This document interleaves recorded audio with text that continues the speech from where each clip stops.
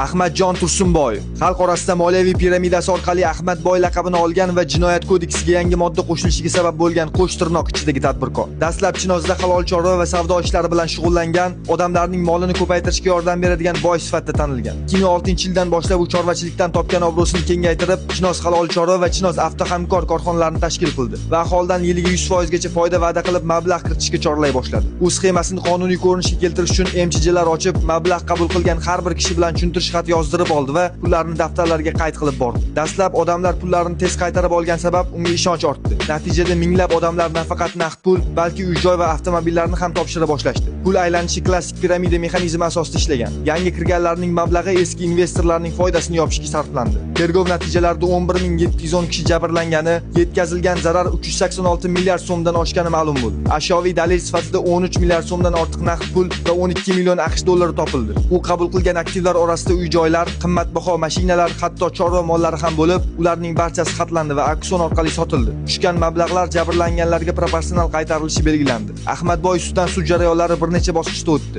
2018-yil 21-fevraldagi birinchi hukmda u 13 yilga ozodlikdan mahrum qilindi. 2019-yilgi sudda yangi epizodlar qo'shilib, Jinoyat kodeksining 168-moddasi 3-qismi A va bandlari bo'yicha aybdor deb topildi va jazo 14 yil 3 oyga uzaytirildi. 2020-yil 12-fevralda 4-sud hukmi chiqarilib, yakuniy jazo 14 yil 6 oy etib belgilandi. Jazo muddati 2016-yil 16-iyundan hisoblanishi, shuningdek katta miqdorda jarima va tadbirkorlik bilan shug'ullanish huquqidan mahrum qilish jazosi qo'llanishi belgilandi. Ahmadboy ishi mamlakat tarixidagi eng yirik moliyaviy firibgarliklardan biri sifatida qayd etildi va natijada 2016-yil sentyabrda Jinoyat kodeksiga yangi 181-modda 1-bandi moliyaviy piramida tashkil etish qo'shildi. Bu modda bunday sxemalar uchun 7-10 yilgacha ozodlikdan mahrum qilish jazosini belgiladi. Ushbu voqea katta ijtimoiy rezonans uyg'otib, minglab odamlar o'z mablag'ini yo'qotdi va bu holat O'zbekistonda moliyaviy savodxonlikni oshirish hamda fuqarolarning ishonchiga suiiste'mol qilishga qarshi kurash choralarini kuchaytirishga sabab bo'ldi.